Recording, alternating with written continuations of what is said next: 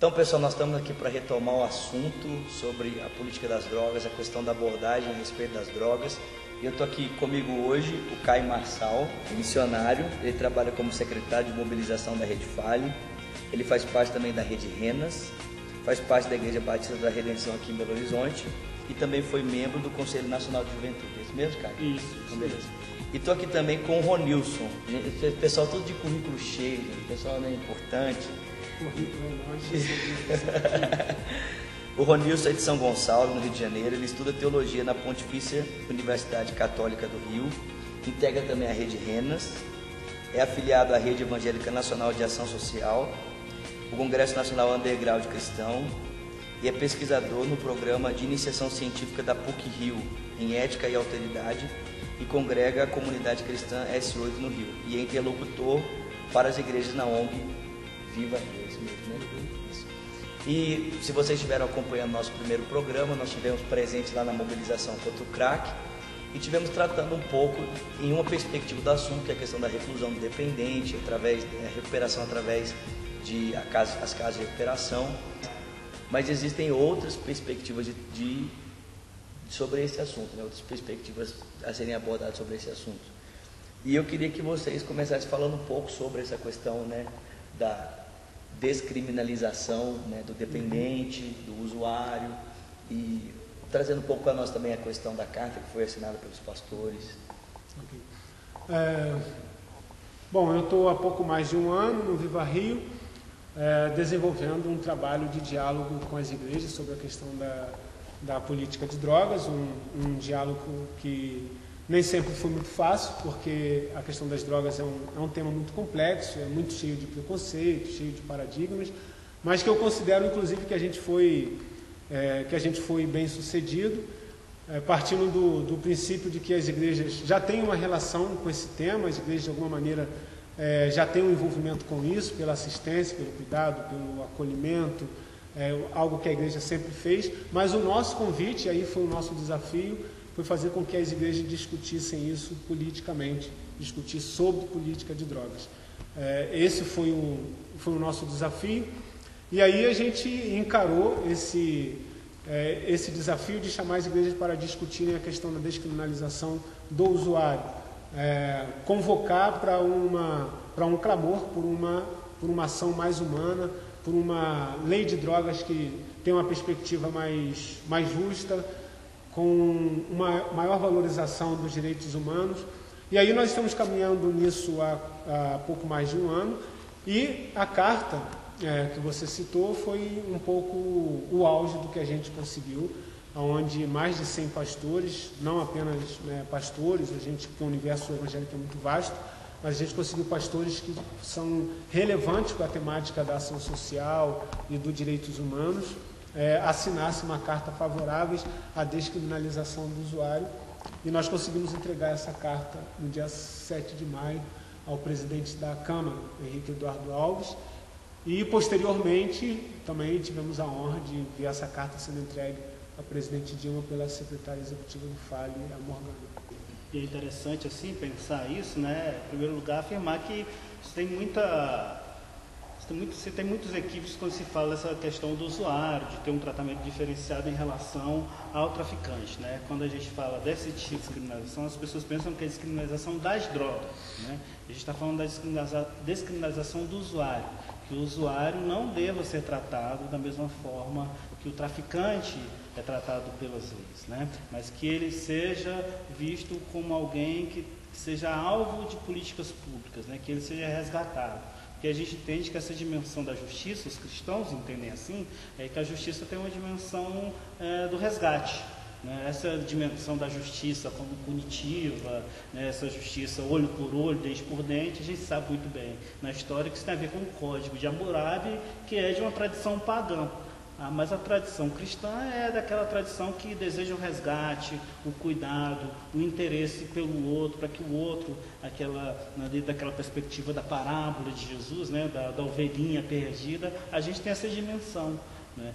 E esse foi o intuito da carta, né? Infelizmente, a nossa política de drogas é uma política que não privilegia políticas de acesso à saúde, né, de um cuidado multifocal, que tem toda uma dimensão. A gente sabe que a igreja tem um papel muito importante aí no campo da espiritualidade, do resgate da pessoa, né, mas existem outros campos, né, a questão emocional, a própria questão de ressignificação social, de educação, né, de possibilidade para que esse sujeito ele tenha oportunidade de galgar, né, oportunidades na vida, né, e que infelizmente o Brasil anda muito longe disso, né? A gente acha que vai resolver o problema das drogas encarcerando as pessoas, né? E não entende que existem outras demandas que são importantes e que a sociedade precisa considerar isso, né? Precisa considerar, senão a gente apenas vai fazer de conta que o problema não existe, enquanto o problema está sendo esfregado na cara da gente todos os dias, né? Quantos leitos do SUS, né, por exemplo, estão disponíveis para o dependente químico hoje, aqui na cidade de BH? Se você vê a relação dependentes químicos e leitos, é quase nenhum, né? Então, a igreja, nós cristãos, a gente precisa colaborar nesse debate para que as políticas públicas sejam políticas públicas mais humanas, voltadas para o ser humano, voltadas para o resgate, voltadas para a dignidade humana, né, para que considerem esse outro como um alvo que precisa ser restaurado na sua plenitude. Você trabalha direto com esse assunto e você estava me falando, Ronilson, que existe um preconceito, né? Vamos supor, o usuário, né, de perfil pobre, ele é tratado de maneira totalmente diferente do usuário de perfil de classe alta, né? E esse tratamento, né, que existe acaba levando até mesmo outras pessoas que são responsáveis, né, como a polícia, né, os órgãos de segurança pública, a terem um tipo de postura em relação ao usuário, e que essa política talvez ajudaria nessa questão desse tratamento, de mudar um pouco essa perspectiva. Não precisa muito esforço para chegar nessa conclusão. Você não é uma visão pejorativa, por exemplo, da polícia que a gente faz, que tem muito isso também, né? Não, a polícia está ali para fazer o seu trabalho, prender o traficante e tal. É verdade, mas o indivíduo polícia, ele também é fruto do seu contexto, da sua cultura, que é você, com esforço rápido, você lê, por exemplo, Os Bestializados, do José Moreira de Carvalho, e você vê lá que ele traça um pouquinho, né, da mudança da República, ele vê como que a cidade do Rio vai se transformando, e vai vendo como que, por exemplo, para transformar o centro do Rio de Janeiro numa cidade mais bonita, parecido com as cidades francesas, uma das primeiras iniciativas que o governante local faz é tirar as pessoas exatamente das ruas. Colocar onde? Coloca em qualquer lugar, mas tira da rua, porque a rua é um lugar que precisa estar limpo, acessível, bonito, esteticamente muito bonito. Então, a gente tem essa cultura, a gente passa por isso, década de 30, década de 50, década de 60, uma polícia que herdou a cultura da ditadura, né? A gente transformou o Capitão Nascimento num herói popular, que agora está sendo questionado, mas durante muito tempo toda criança queria dar tapa na cara, extrair a verdade a partir da violência, né? Então, não é difícil você imaginar que é com essa cultura, com essa perspectiva muito estigmatizante, como o Caio colocou, ver no outro exatamente esse inimigo, esse adversário, aquele que é um criminoso em potencial, é exatamente com essa cultura que ele se aproxima do outro. E aí que, se você tem um agravante, que é a droga, muito pouco interessa o contexto onde você e aquela droga se encontram. O que interessa naquele momento é que naquele momento você é um produto acabado. Esse produto acabado é o criminoso em potencial. Então, tem poucas perguntas a ser feitas para você. E tem muitas perguntas a ser feitas para um jovem da Zona Sul, que o policial sabe que ele não vai perder o tempo dele levando um cara desse para a cadeia, que não vai levar nem 5 minutos e está arriscado ele perder o emprego dele, porque ele não sabe quem está mexendo. Agora, esse extravasar de autoridade que a polícia tem nas comunidades periféricas, é com essa herança que essa polícia lida com esse tema. Especialmente porque a gente tem uma elite que tem muita saudade da senzala, né? Então, uma elite que tem muita saudade da senzala, ela trata, especialmente nos locais onde tem pobres e pretos, que dá quase a mesma coisa, né?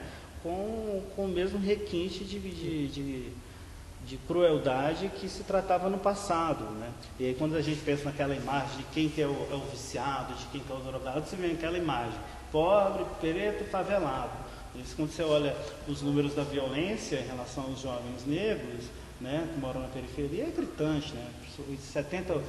70% dos jovens que morrem no Brasil, né, são pobres, pretos, que moram na periferia, né? E aí você entra essa questão de muitas vezes esse jovem que está nessa situação de conflito, né, de não reconhecimento, de que não há políticas públicas que façam com que ele tenha um salto de qualidade na vida dele, que não apenas joga dentro desse caldo de violência, mas que não permite que ele ascenda socialmente, porque a sociedade brasileira seja uma sociedade mais equânime, porque a sociedade brasileira entenda o seu papel, né? Especialmente a gente entenda o seu papel numa construção da sociedade mais igualitária, né?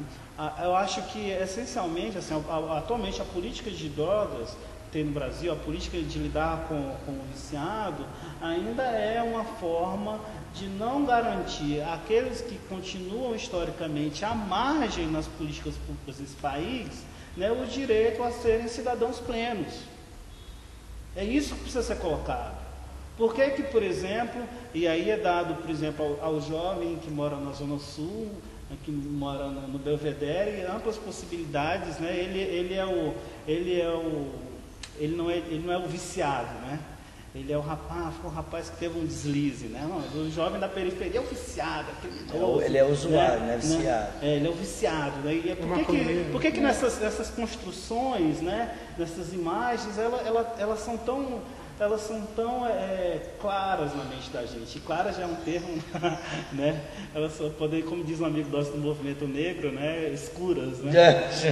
Por que elas são tão escuras no nosso meio, né? Então, acho que você tem também toda uma questão que você precisa discutir, uma série de transversais do ponto de vista de recorte racial, da dimensão da desigualdade, né? Então, assim, se a nossa política é apenas uma política de higienização para afugentar o jovem negro, que é visto ainda pela sociedade como uma ameaça, faz muito sentido a nossa atual política de drogas. Só que esse tipo de política de drogas não atende à necessidade desses cristãos que militam na causa da justiça, que militam na causa da equidade, que entende que o reino de Deus é o reino de Deus que chama todos os seres humanos à reconciliação com o Pai e à reconciliação uns com os outros. O que a gente percebe assim, é que essa abordagem, a abordagem que vocês fazem a respeito desse assunto em específico, leva a igreja não tanto, né, para uma ação propriamente de um assistencialismo, mas leva a igreja para uma reflexão talvez que toca assim, pontos principais, assim, nevrálgicos do assunto. Não trata só assim da questão assim nas áreas de periferia, mas vamos... Não está só na ponta, né? Isso, vamos direto ao assunto. Não tem problema. E isso assim faz com que a igreja deixe de estar simplesmente, né, na rua, pegando dependente, levando ele para casa de recuperação e comece a militar na área política. Né? E nesse sentido, eu sei que você principalmente trabalha com isso, né? Qual seria esse caminho, né, para tirar a igreja hoje do assistencialismo e levar a igreja mesmo a tomar essa posição de começar a militar de uma maneira a realmente reconhecer o direito que todo cidadão tem diante daquilo que vocês estão colocando? Assim, é importante deixar claro que a gente não está colocando uma coisa contra a outra. O que a igreja faz, eu acho que é muito bom e que é muito importante. A gente conversou um pouco antes sobre isso, e assim, sem nenhum planejamento, sem ordem, sem nada, ainda com essa ideia de culpabilização do indivíduo e tal, mas uma igreja dentro de uma comunidade periférica, muito violenta, ela já faz muita diferença, né? Quando aquele cara que não tinha trabalho fixo, se embriagava, batia na mulher, quando ele se converte, né, e ele tenta andar direitinho na igreja, né, cuidar da família, cuidar dos filhos, ganha um salário mínimo, mas não cede para as tentações do tráfico do dinheiro fácil, continua trabalhando, acredita. Isso é muito bom. A igreja faz esse papel desse refúgio moral nas comunidades, às vezes muito individualista e tal, é uma coisa que a gente tem que cuidar, mas isso deve ser considerado, e isso é muito importante. Então a gente não está contrapondo uma coisa a outra. O que a gente está dizendo é que existe um excesso nisso e não existe algo que é extremamente relevante, que é essa participação na discussão política. Eu gosto muito de até escrevi recentemente sobre isso, de fazer essa comparação de quando Paulo fala que nós não devemos nos orientar pelas coisas que vemos, mas por aquilo que não vemos, porque as que nós vemos são temporárias, mas as que nós não vemos são eternas. É claro que eu não estou pensando na categoria escatológica, mas pensando um pouco mais socialmente, próximo do que a gente está discutindo, se orientar pelas coisas que nós não vemos é conseguir ver para além daquela situação com a qual você se encontra. Então, o que você vê entre aspas, né, os muitos conceitos que a gente usa. O que a gente vê é um cracudo, o que a gente vê é um menino que faz tudo pela droga. Isso é o que a gente vê de imediato, isso é o que a gente quer tratar de imediato, seja prendendo, seja convertendo, seja lá como for. Agora, é importante que a gente se oriente por aquilo que nós não vemos. Uma competitividade excessiva, uma exploração muito grande, uma marginalização de uma grande parcela da sociedade, uma criminalização da pobreza. O que nós não vemos, o que está por trás disso, é algo que nós deveríamos nos atentar. É muito mais do que aquele jovem que chega ao ponto de larga a escola, pega a arma e assalta. Ele traçou um caminho até chegar ali. Pode ter alguém que faça isso por gosto? Deve ter, provavelmente, tem gosto para tudo. Mas na grande maioria, você acompanha essa trajetória e você vê que tem um desvio ali onde o Estado podia ser importante.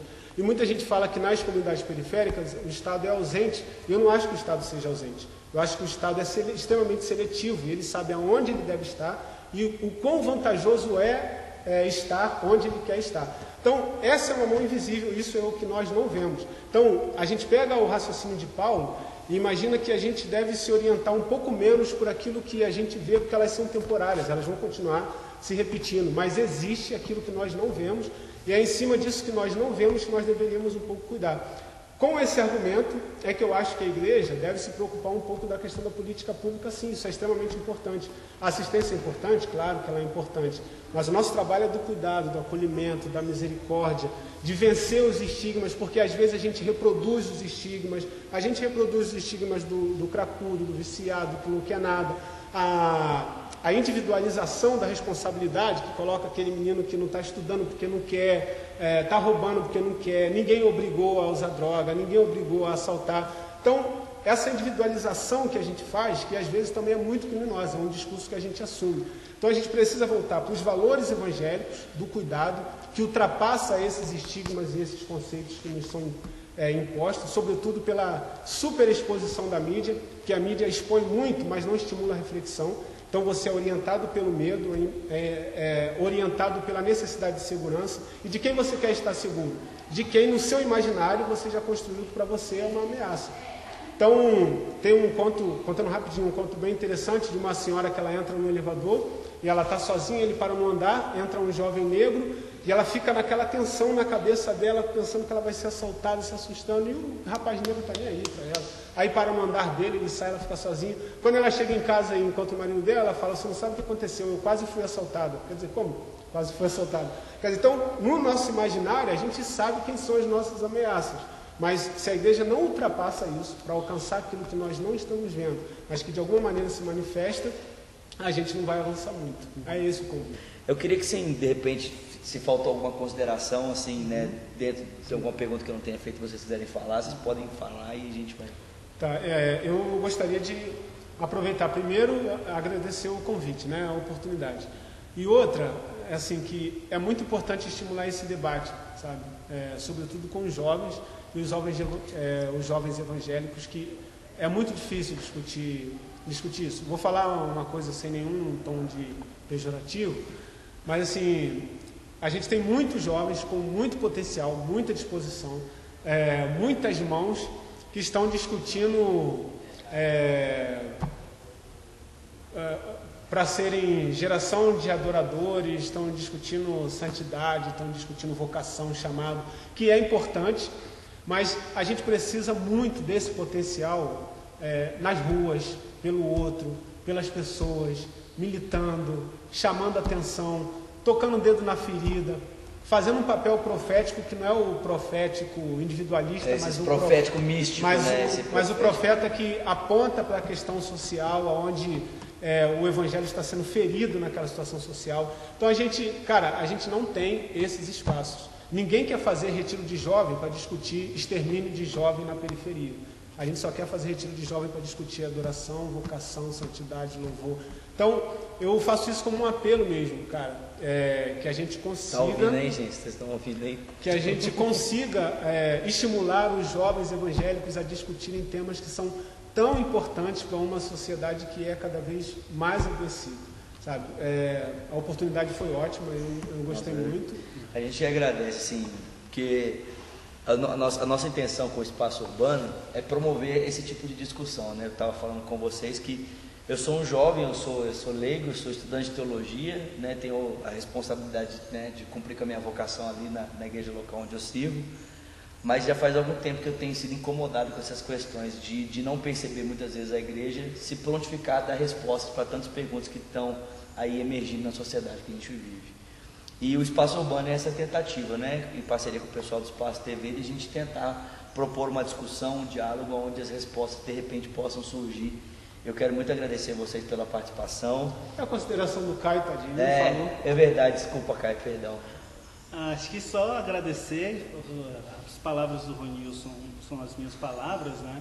Só lembrar que a adoração que não termina, que não me faz amar mais, se envolver mais com as pessoas, sinalizar a vida de Deus no mundo, não é adoração, é idolatria. Né? Idolatria, e Deus abomina esse culto idolátrico, né? Essa adoração que só diz, venha a nós o teu reino para mim, para cumprir as minhas necessidades, e não me leva a servir as pessoas no mundo. Isso é tudo menos fé cristã. O nosso convite hoje é que a igreja evangélica assuma o seu espaço na sociedade brasileira de forma relevante, né? Que rompa com as estruturas iníquas, né? A gente fala de iniquidade, a gente pensa, né? O sexo, né? A gente fala de um monte de coisa relacionada à moral, mas a gente entende que iniquidade, no sentido gregário do termo, né? Na etimologia do termo, tem a ver com injustiça, né? Tem a ver com o oposto de equidade, né? Equidade que tem a ver com igualdade, né? A iniquidade tem a ver com injustiça e com falta de igualdade. E que a gente seja essa igreja que sinaliza a vida de Deus nesse mundo, né? De nada serve se o sal ficar dentro do saleiro. E essa é a mensagem que a gente tem, e agradecer a vocês. Obrigado por tudo. Amém. Obrigado também. Então, pessoal, aí essa é a contribuição do Ronilson, a contribuição do Caio. Lembrando que o Espaço Urbano é esse lugar onde a gente propõe reflexões que fogem até mesmo um pouco dessa perspectiva comum que as pessoas têm a respeito de um assunto. Nós estamos aqui para tentar trazer luz, né, colocando assim os vários lados de um assunto para que a gente chegue, né, numa resposta, num ideal que possa realmente fazer a diferença. Então, obrigado a você que nos assiste. Só lembrando que quem nos patrocina aqui na nossa roupa é o pessoal da Virá. Muito obrigado, pessoal da Virá, o Luiz, está sempre vestindo a gente. E agradecer você também que está acompanhando nosso espaço. Lembrando você que você pode curtir a nossa fanpage aí e também ajudar a gente aí na divulgação desse vídeo, por favor. Então, Deus te abençoe.